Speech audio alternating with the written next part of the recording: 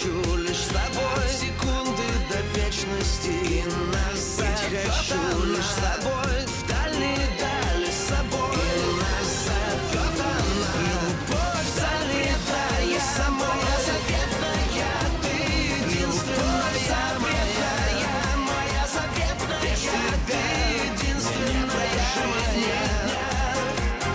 Без тебя травы клонятся, будто молятся. Я склоняюсь пред тобой, будто молятся. Я склоняюсь пред тобой. И не надо мне, и не надо мне, не надо мне судьбы другой. И не надо мне, не надо мне судьбы другой.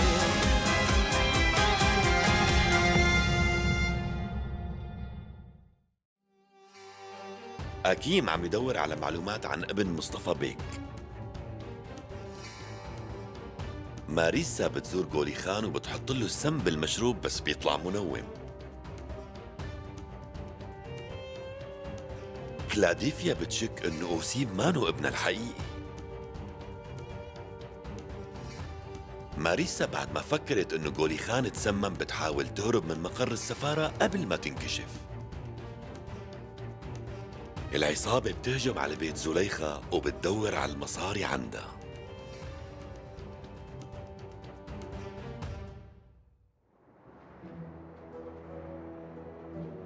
اطلعوا برا.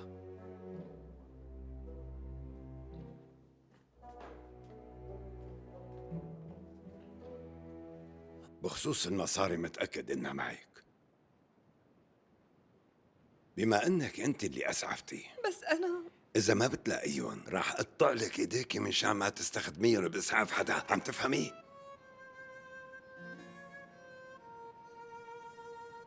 زليخة أنا أنت واحد مجرم. كنت مفكرتك شريف.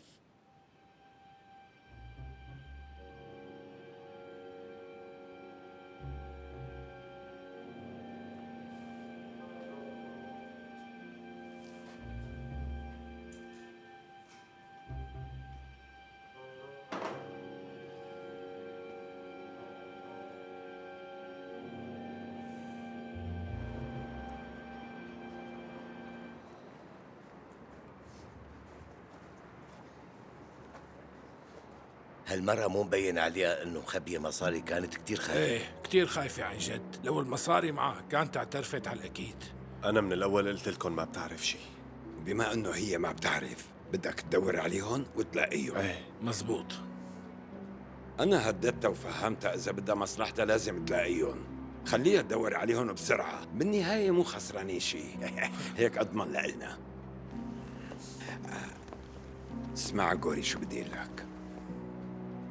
انت بكرة الصبح بدك ترجع لعندها، بس لازم تكون مركز منيح وتعرف شو بدك تعمل، ماشي؟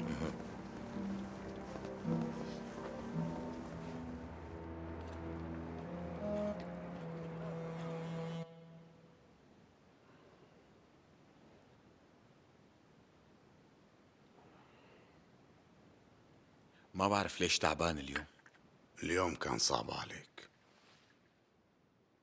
ايه أنا صار لازم نام شوي. وشو بدنا نعمل مع أنا؟ بدك جيبها لحتى تسليك شوي؟ مع أنا؟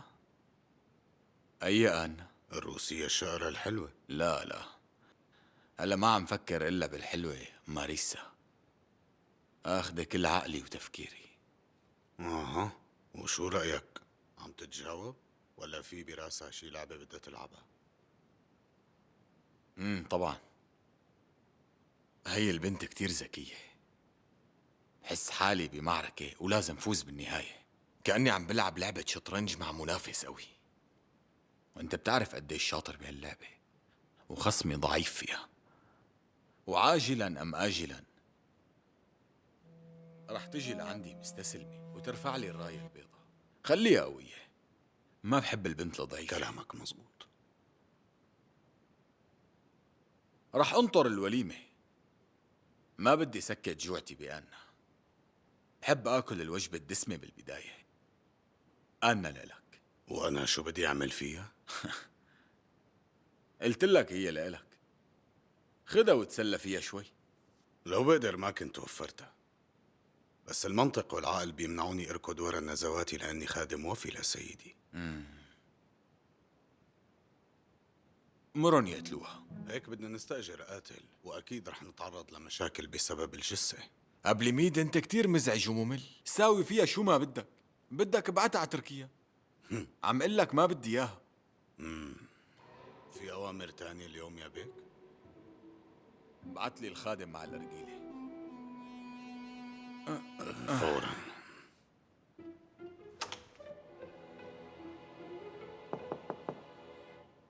مين؟ أنا شرفان يلي ساعدتك لتهربي.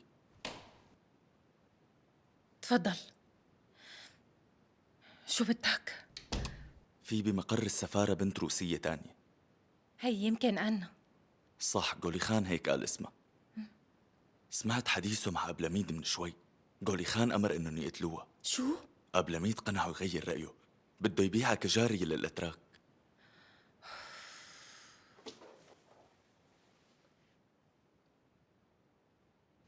أنا لازم أنقذها. شكراً كتير إلك.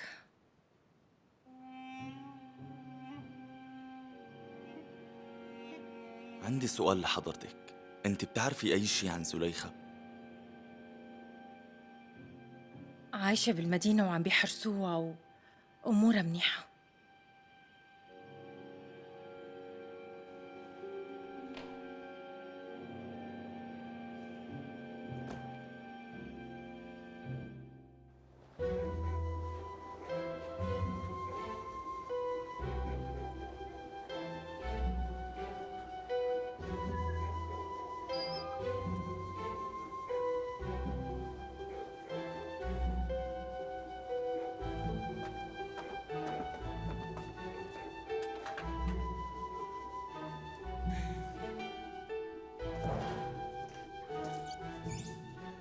عكسانة، ما بتعرفي وين ماريسا؟ ما نامت بالبيت؟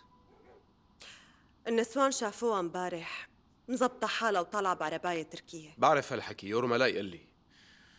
بس ما قلت لك؟ انتو بالعادة بتحكوا كل شي لبعض، ما قلت لك ليش راحت؟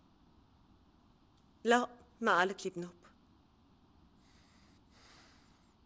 ماشي الحال.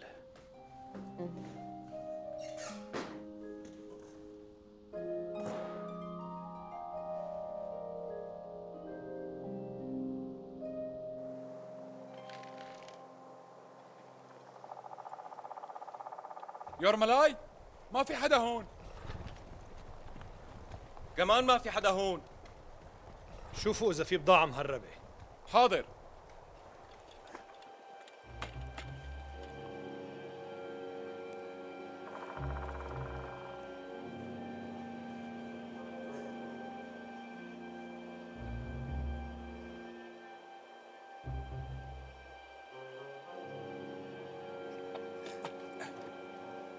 ما في شيء. وهون ما في أي شيء. خلوه يمشي. تحركوا فوراً.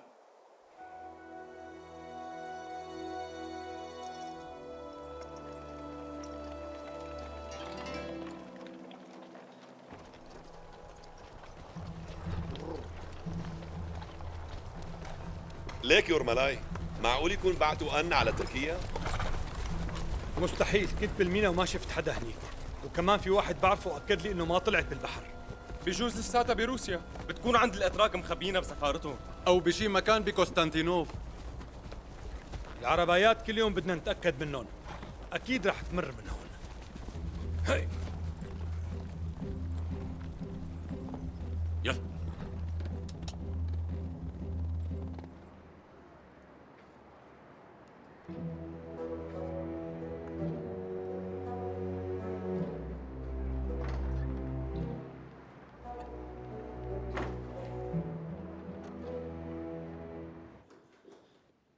فوت شوف الفوضى. هن كانوا عم بيدوروا على مصاري.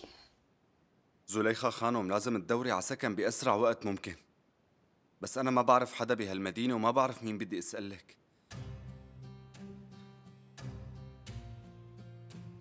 طيب لحظة. ممكن تلاقي شخص بتوثقي فيه موجود بمقر السفارة عند مصطفى بيك؟ لا، لحظة.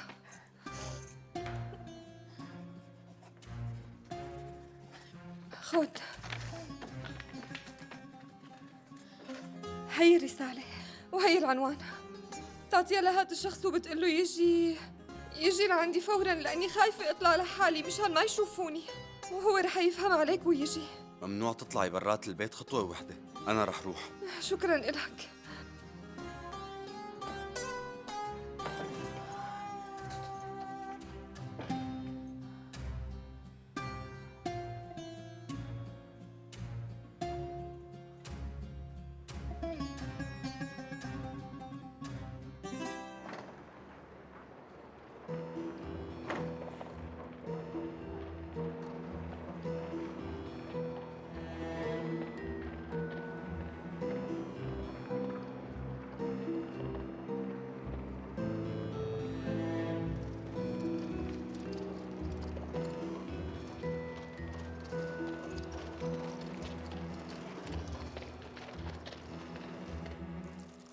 المكان هون بطير العقل.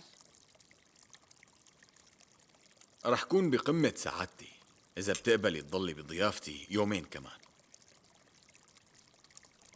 عرضك كتير مغري، بس شو بخصوص شغلك؟ الشغل بيستنى. قولي لي شو رأيك بغرفتك؟ إذا في شي مو عاجبك بأمرهم يجهزوا لك غيرها. يعني غرفة مثل غيرها، مريحة وشبعت نوم. بتوقع بدك تبعتي حدا يجيب لك تياب؟ لا، الموضوع مو هيك. الخدم تبعك وجودهم ما بيريحني لأنه كلهم رجال كتير بيوتروني. أنا بدي وحدة تساعدني بس تكون روسية. فيك تلاقي وحدة بقسطنطينوف؟ ليش لنروح على قسطنطينوف؟ هون بمقر السفارة في بنت روسية. حلو كتير. بدي أتعرف عليها بأسرع وقت ممكن. أنت بتعرفيها؟ عن جد؟ إيه، اصبري شوي وبتشوفيها.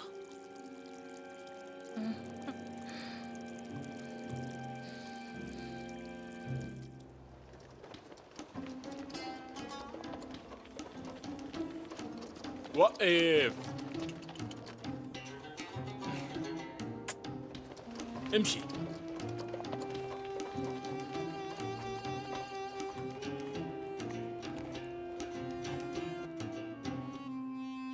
أهلا وسهلا أبلميد بيك، شو هالمفاجأة الحلوة؟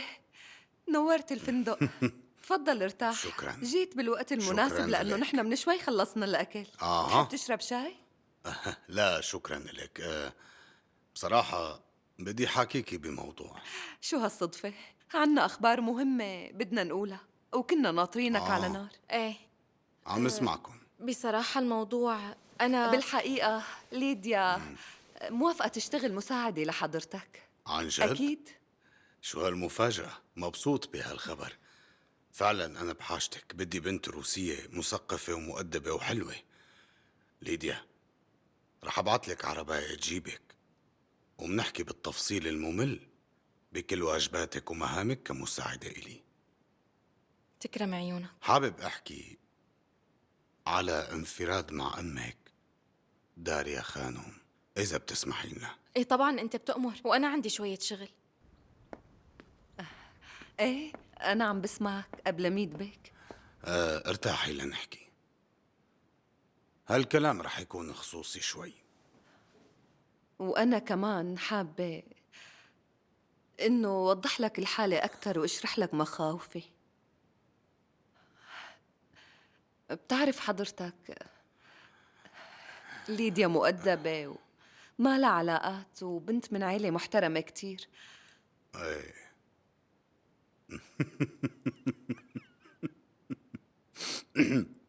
سيد أبلميد، في أي شي بيضحك بكلامي؟ ايه عن جد مفكرة انه نحن بتعجبنا اي وحدة روسية ومستعدين نعمل علاقات عشوائية بس لأنه بناتكم حلوين ومتحررين؟ أنا ما عم فكر هيك أبداً على فكرة. غلطانة. نحن هيك فعلا. مثلا أنا شخص بقدر جمال المرأة الحقيقي، وصدقيني بحب أتواجد هون مو بس لأنه في شغل بيناتنا، لا أبدا. أنا مغرم بهذا الجمال وبحب شوفه كل الوقت، وبحلف لك إني من زمان ما التقيت بمرأة حلوة وجذابة مثلك، وبزعل لما بتذكر إنك متزوجة. بتمنى تفهمي إعجابي وما تزعلي من كلامي معك. من فضلك قبل ميت بيك، لو بتعطيني بس ذرة أمل وحدة وبتضحكي. أنا عبرت لك عن جمال حضرتك وما فكرت بشي. خلينا لكم بالشغل. إيه تفضل احكي شو بدك تقول، عم بسمعك. انت بتعرفي إنه كان في أعمال مشتركة بيننا أنا وزوجك، وكانت ناجحة وإلها أثر ومردود إيجابي ومرتب، وكان في شوية بضاعة بالمخزن واللي ما حدا لازم يعرف فيها بالمرة. فهمتيني؟ بالتجارة في منافسة كتير قوية، وبحب طمنك كل شي بالقانون، بس نحن بتهمنا السرية بالمرابح، إنه ما بدنا حدا يكسر سعر وينافسنا. إيه بعرف قبل ميت بيك، زوجي مخبرني. لهالسبب أنا حابب كمل شغلي بهي الطريقة. إيه بس أنا أنتي مو مطلوب منك تتدخلي بأي شيء، لأنه كل الأمور التجارية أنا مسؤول عنها بالكامل. اطمني، أنا ما بعرضك لأي خطر. أنتي كل يلي مطلوب منك بهالوقت تنسي الفقر وتصيري غنية. عرض مغري وأنا موافقة، خصوصاً مع شخص مثلك. شي طبيعي، ما عندك حل تاني داريا الغالية، لأنه الإفلاس وبيع الفندق بالمزاد العلني شي مو منيح. ما بدنا نوصل لهيك مكان طبعاً. لهيك المفروض نكون مناح مع بعض ونخلص من مشاكلنا ونحافظ على العلاقة الحلوة بيننا. ولا تنسي إنه ليديا بنتك بشغلة معي رح تختلط بعالم الأغنياء، وهذا شي مهم. ليديا ما رح تخزلك، وأكيد رح تبذل كل جهدها. أنا مو هذا قصدي، سواء هلأ أو بعد فترة صغيرة رح نلاقي لها عريس مناسب من الطبقة الغنية. يعني هون مين عم يتقدم لها؟ لحام، حارس حدود، عامل بسيط. بترجاك قبل ميت بيك لا تذكرني، كانت فترة سيئة وعم نحاول ننساها ونتجاوزها. ما بدي ليديا تتذكر منا شي بنوب. ورح ننساها، رح ننساها سوا للأبد. وبحياتكم ما رح تتعاملوا مع ناس من هيك مستوى، ورح نختار لها عريس مناسب بيرضي خاطرك وخاطرها. هذا الموضوع صار بخصني لأنه ما عاد حاسس حالي غريب، ولا أنا غلطان؟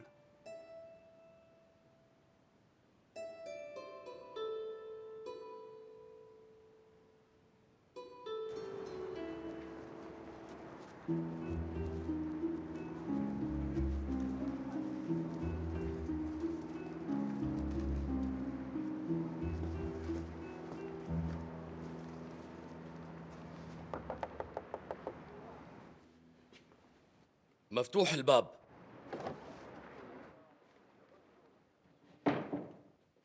شو؟ احكي، عم اسمع. في معي أمانة.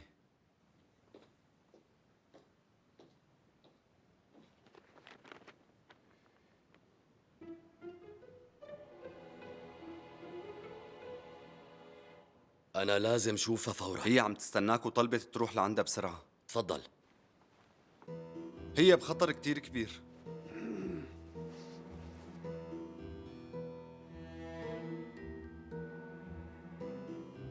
امشي امشي.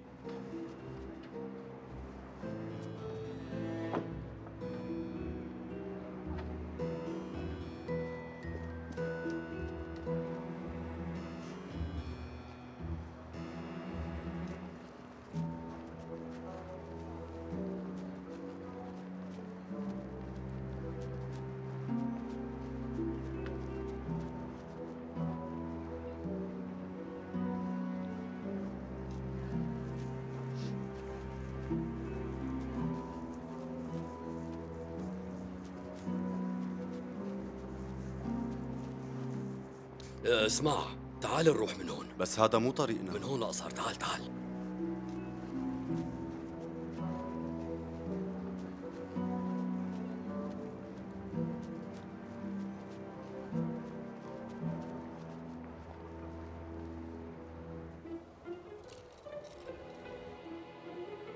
كتير حلوين هدول المجوهرات.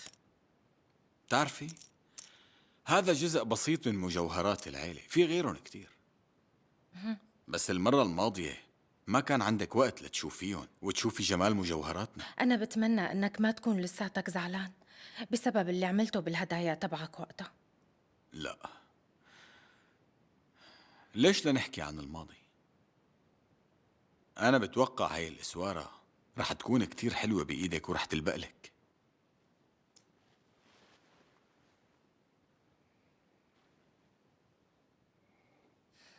صح، طلعت حلوة.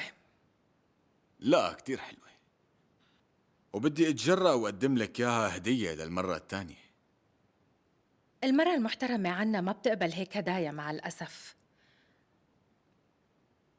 مع أني بتمنى أنه أقبلها. إحساسك بالجمال مرهف ومميز.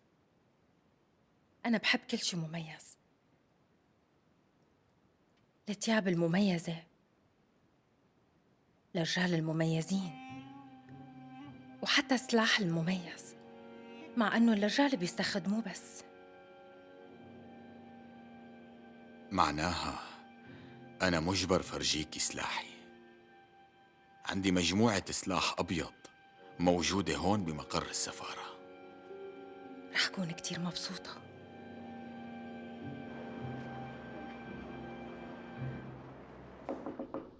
زليخة خانم، هذا أنا.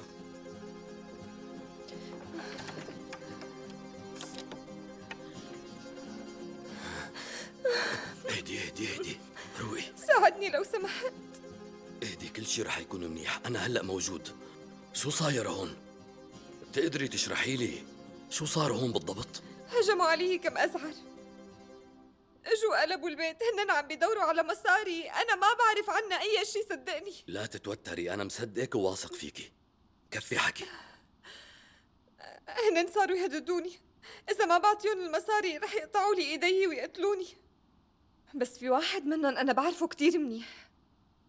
هاد يمكن رئيس العصابة، أنا بعرفه منيح، شخص بلا أخلاق، وأنا مثلك عصابته أذتني كتير. بيترو، أعمل أي شي كرمالي. عم فكر شو بدي أعمل. أنت بتعرفي إنه ما بقدر خبيكي عندي. واحد من العصابة لحقني وأنا انتبهت وغيرت طريقي. أنا كيف ما انتبهت لهم؟ إيه، وهلأ بيعرفوا إني إجيت لهون. لك شو بدنا نعمل؟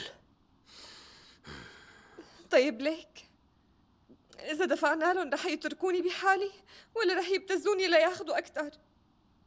تعرفي شو؟ هالفكرة منيحة. نحن لازم نلاقي المصاري. خلص اطمني، أنا رح حاول لاقيهن ورجعهن. وعديني إنك تهدي. التعب كتير مضر لحملك وللطفل يلي ببطنك. أنا بوعدك. أنا رح ضل هون وأحمي الخانم من أي حدا. خليهم يجربوا يجوا مرة تانية. شو فيك تعمل لحالك معهم؟ هنن كانوا كتار. رح ألاقي حل معهم اليوم، أنا بوعدك أحميكي. بس أنتي لا تتوتري مشان الولد، ماشي؟ حاضر. أنا رح أمشي وأنت ما تتركها لحالها بنوب، فهمان؟ طبعا. سلام. هو عن جد بيقدر يساعدك؟ هو دائما كان ينقذني. أنا رح وقف برا. يعني ما بدي ضايقك، إذا بدك مني شي ناديلي. ايه، شكرا.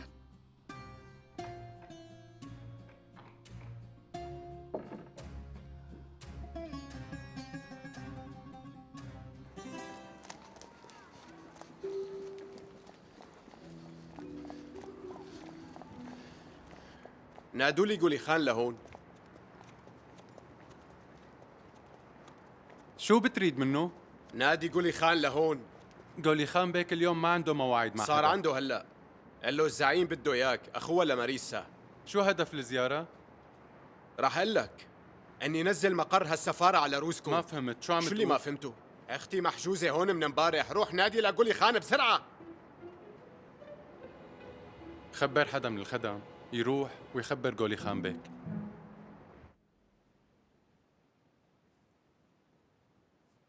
شغل متقن كتير. صحيح، هذا الشغل يدوي، زخرفته من برا كتير حلوة، بس مانو قوي بالمرة. أنا ما بفضل الأنواع اللي بتتصنع لتتعلق.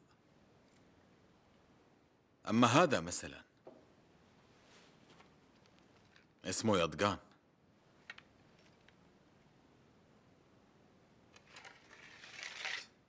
فولاذ دمشقي حقيقي، عمره مو أقل من 300 سنة، حده مسنون مثل الشفرة. معناتها خطير كتير. ايه، بظن انه هذا النصل كان اخر قطعة تصنعت وشافوها الناس. لا، هن شافوا الشخص اللي بده يقتلهم بعيونهم.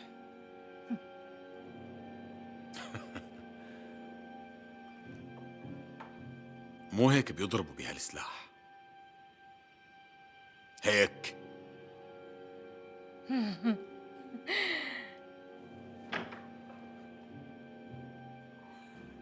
بعتذر منك غولي خان بيك، اخوها للخانم برا. فيودور؟ وشو بده ما حكى؟ كرر اعتذاري مرة تانية. احكي. هو مفكر انه نحن حاجزين الخانم بالغصب. هيك لك. أنا لازم أحكي معه بطريقتي. ايه طبعا.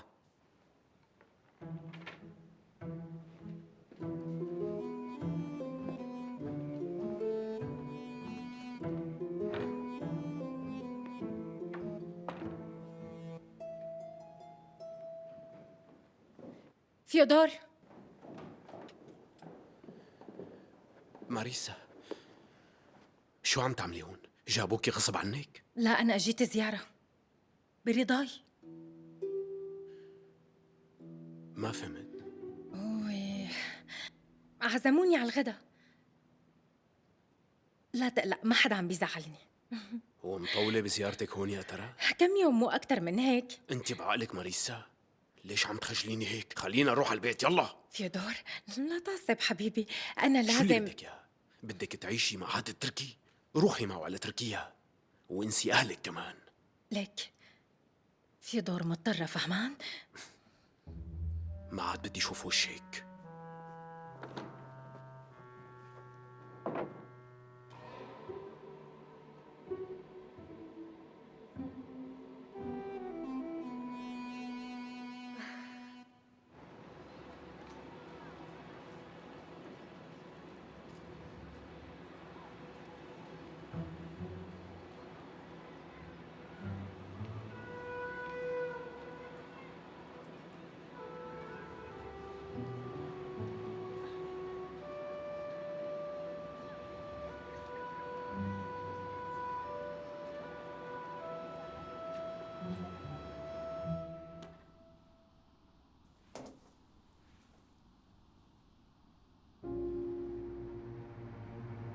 شو بتريد؟ كيف حضرتك؟ بتوقع اني كنت هون من قبل. ممكن، لهون كتير ناس بتجي. بس انا تصوبت وفي حدا عالجني. مو حضرتك اللي عالجتني ولا لا؟ انت مو شايفني؟ ما بتذكر. بترجاك حاول تتذكر. لازم لاقي الدكتور اللي عالجني، وإذا كان هون معناها أنت بتعرفه. في مرة جابتني على هي العيادة. معقول ذاكرتك لهالدرجة ضعيفة؟ صح صح صح صح صح صح. أنا ما عرفتك دغري. هذا أنا اللي عالجتك. كتير منيح، لكان كنت بدي أسألك. لحظة، لو سمحت ممكن ما تخبر حدا؟ شو السبب؟ لأنه ممكن يساووا لي مشاكل. كل الإصابات بالعيارات النارية لازم خبر الشرطة عنها، وبعتقد عندك مشاكل مع القانون، ومن الأفضل إنك تمشي لأنه ايه أنا رح روح فورا، بس عندي سؤال إلك. لما جابوني لعندك كان معي شي شنطة؟ شنطة؟ ايه شنطة مو كبيرة. لا وقتها ما كان في أي شنطة. شكرا كتير.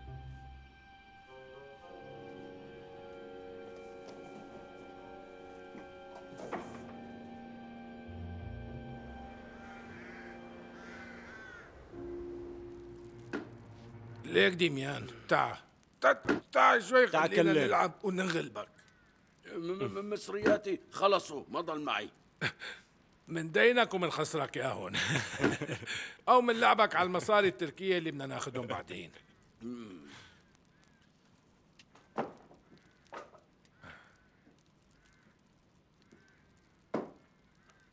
أكيم هون؟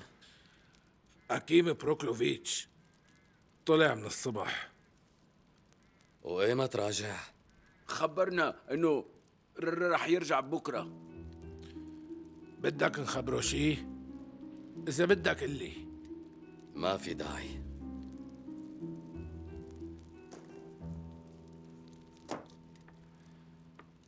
ما في داعي. ما في داعي. شو ما بدك تلعب؟ تعال عود. يا شباب، هذا شو كان عم يعمل هون؟ سأل عن أكيم. أنا كنت لاحقه طول الطريق. اسمعوني، هو كان عند تركيا قبل ما يجي لعنا. شو يعني؟ هذا كمان معنا بالعملية؟ إيه بقص إيدي إذا ما كانت المصاري معه. فينا نستفزه شوي. ايه تستفزه طبعا، هذا ذكي وما في شيء بيمرق عليه. بعدين بيعرف المعلم، لا تنسوا. بدون أكيم بروكلوفيتش ما فينا نعمل أي شيء. هذا الحكي شو معناته هلأ؟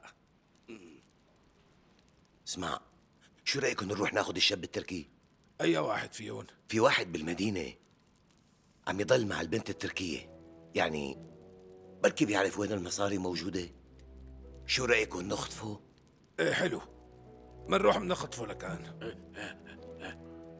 قوم دلنا عليه كوري.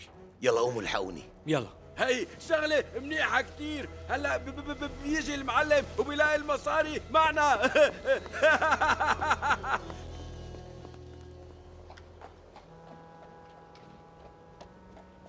وقف عندك.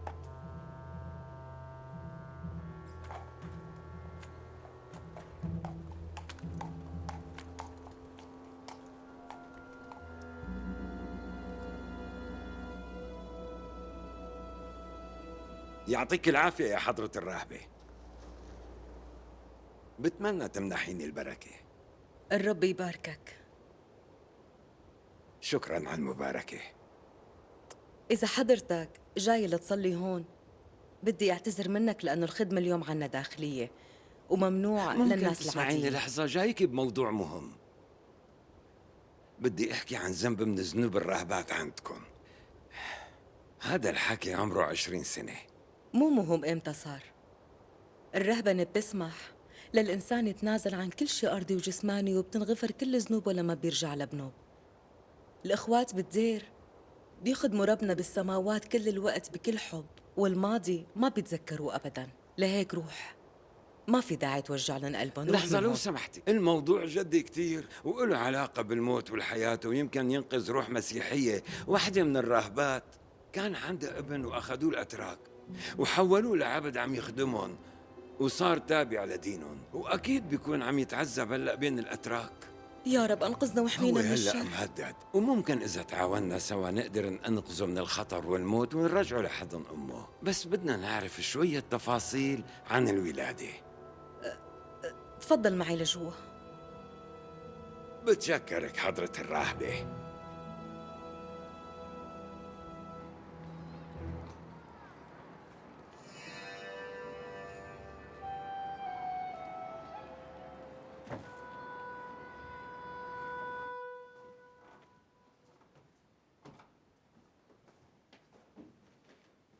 اللي بشو بقدر أخدمك؟ قهوة لو سمحت. بس بدي أسألك، ما شفت اليوم واحد كنا نجي أنا وياه لهون مع بعض؟ ايه طبعا عرفته لرفيقك، اجا لهون وانا حسيته مستعجل كتير وطلع بسرعة. ما عرفت منه لوين كان رايح؟ لا ما قال لوين رايح، بس بتوقع كان عنده موعد مع وحدة لأنه كان حامل شوكولا وحلويات. والقهوة؟ لا شكرا، غيرت رأيي.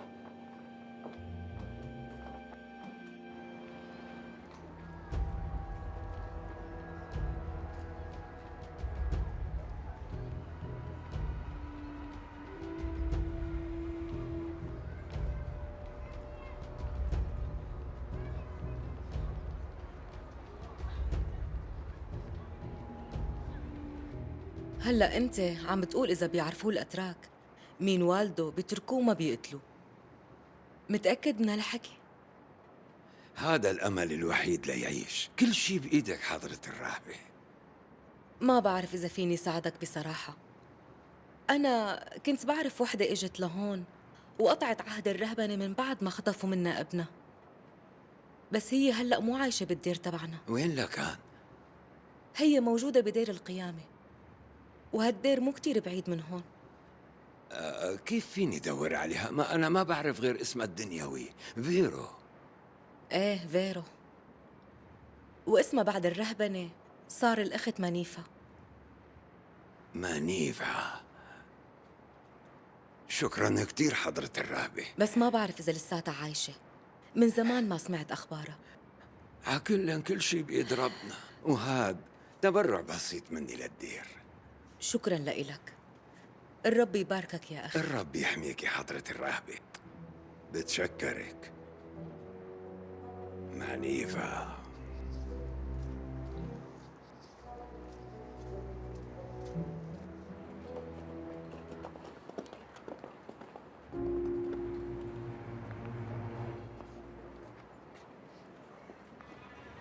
ها اسمع يا شاب، ما بتعرف وقف اضحك وانت تعمل أي ساكت. حركة غلط. تعال يا أخي تعال. تعال أنا عازمك، خلونا نفوت نشرب جوا. يا ميت أهلا وسهلا، تعال.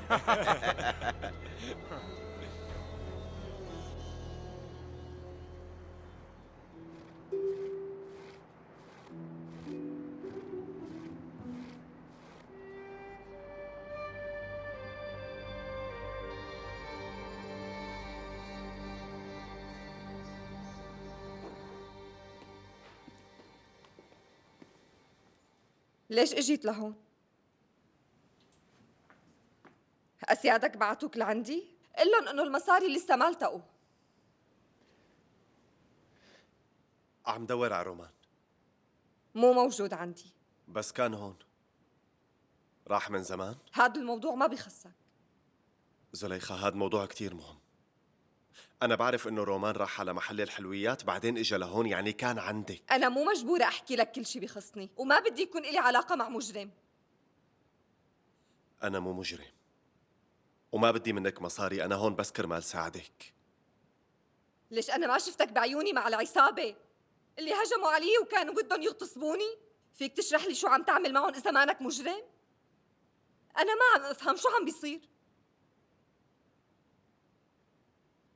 صعب اشرح لك كل شيء هلا. زليخة صح، أنا عم دور على المصاري معهم، بس مو لأخذهم لإلي طبعا، يعني أنت مثلهم. روح من هون.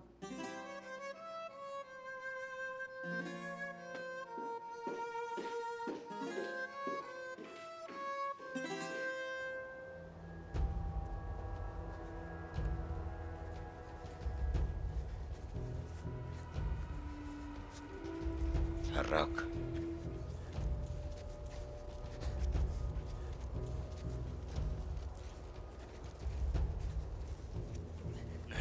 امشي حط لشوف. راسك بالارض، على شو عم تطلع؟ امشي.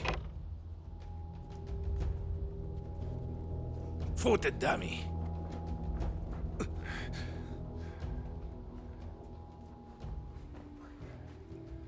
شو يا حلو؟ تعترف مثل الشاطر ولا بشوه لك وشاك؟ شو بدكم مني؟ احكي، وين المصاري؟ أي مصاري؟ يلي انت ولعبتك التركية خبيتوهم، احكي وين المصاري؟ مو منيح تاخد مصاري غيرك. أعطينا إياهم بالمنيح أحسن لك. أنا ما بعرف شي عن مصرياتكم. سمعتوا؟ قال ما بيعرف شيء. هلا رح يعرف.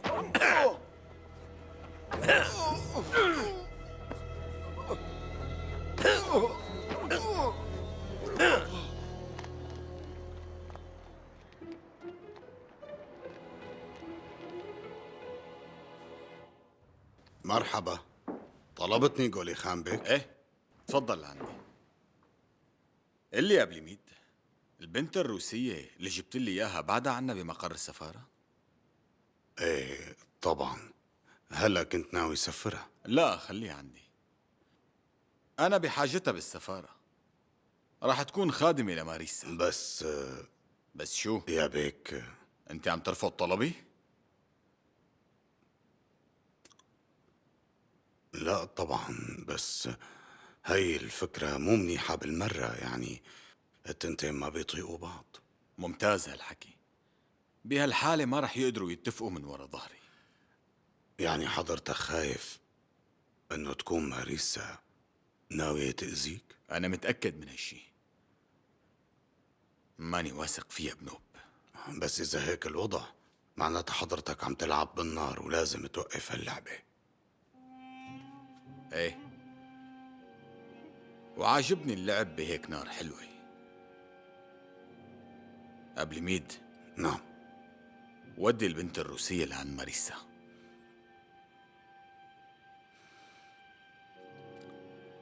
انت بتأمر يا بيك.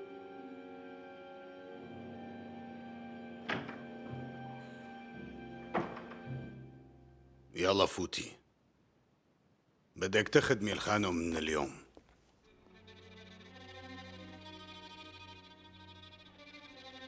شو؟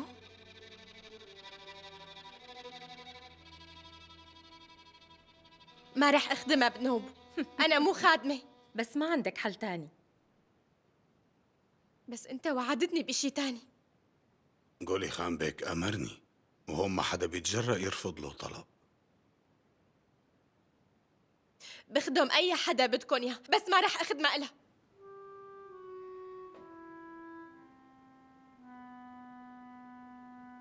شلحيني إياها ونطفيها. ما حذرتي.